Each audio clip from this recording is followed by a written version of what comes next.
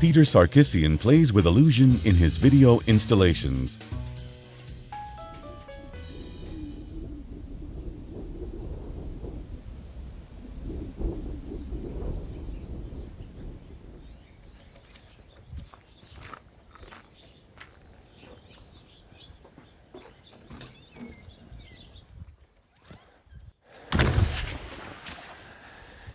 I think it's ironic how artists come from all over the world because of the beautiful New Mexico light. And here I am blocking it out.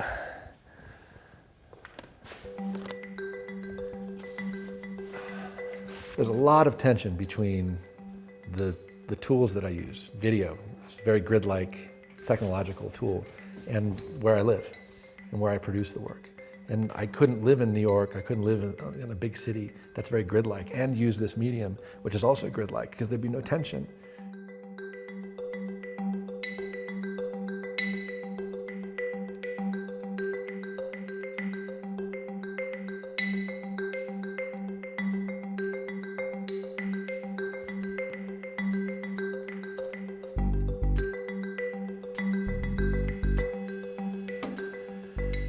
One of the tricks here is to create this situation, this platform, this sculpture, projector, and all these images I map using a motion graphics program right here in this situation. So I don't do this on a screen, on a monitor. I do it projected on the actual surface, so that what I am able to do then is take these shapes and place them on there.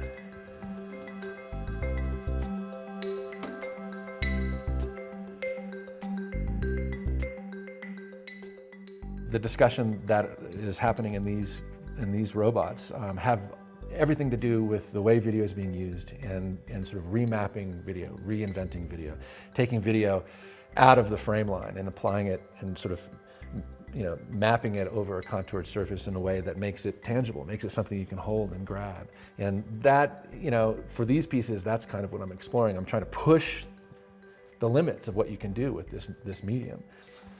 So all these images, all these gears in here that you see spinning, they were all photographed up in Los Alamos at the Black Hole. In a back room, I set up all these old gears and I filmed them, just short little sequences.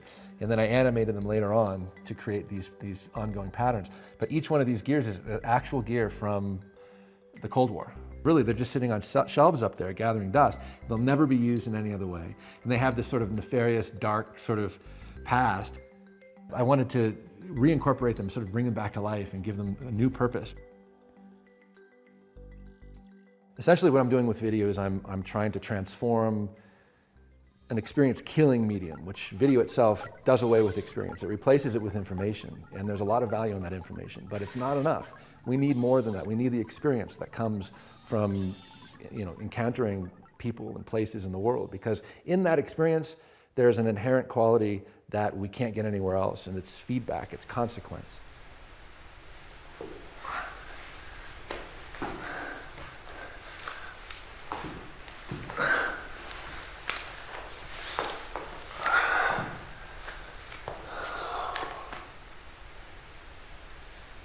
Oh boy.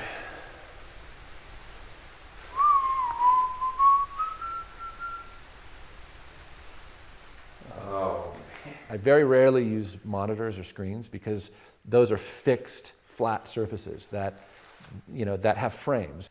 One of the things that I really try to control is the frame line, the edges of the device that's presenting this information. You see the frame, you understand that image as being false. The frame gives it away. You understand the image as representing something that was photographed somewhere else at a different time, and now it's just being mediated to you. And the way they do that is they coax the viewer into a narrative, or they use music or sound or colors, narrative plot line. And they use all these tools to sort of remove the viewer from their actual experience. And so frame is this telling characteristic for me that it takes all the tension out of the contradiction that I'm trying to create by using media or video to create illusion. If you see the frame, you don't have the illusion. So what I do is I map images, for example, what would normally be a rectangle, rectangular frame is now the shape of this book. And you don't see the frame line, you just see the book. And so then you have the figure crawling out.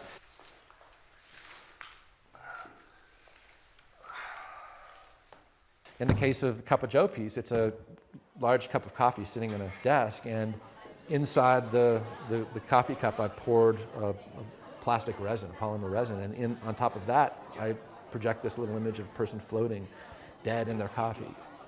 And so you don't have a frame line. What you have is a coffee cup, and the frame line has been sort of consumed by the coffee cup, and you don't question the frame line.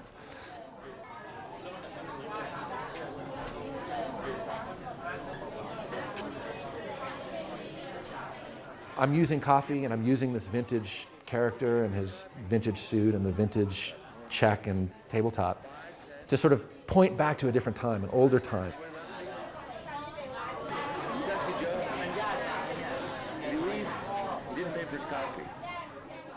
But I kind of wanted to connect this era and this crash with a different era and a different financial crash. Some pieces really only sort of force perceptual traps. They only go to that place with the viewer. They don't involve any political narrative. They don't tell any narrative story. So I'm using references and metaphor and images to construct scenarios that the viewer then has to interpret. And I never, ever, ever try to beat anybody over the head with what I'm doing. I don't want to provide answers in my work. I want to pose questions. And that's my role in all of this, is posing questions. Answers are fleeting. Answers are an illusion. They don't exist. You know, the artist has many roles, but I think at the heart of what I'm doing is it's exploring ideas. What does this mean? What is my relationship to this? Both in terms of the narrative of the individual pieces, as well as the means by which I'm staging these installations. Intention is different, number one. I mean, painters use paint, commercial car manufacturing corporations use paint. There's a big difference between, you know, Jackson Pollock and the Ford Motor Company. They both use paint. So artists are, you know, have this role to play insofar as they're helping shape the way we're all going to sort of incorporate or live with these tools.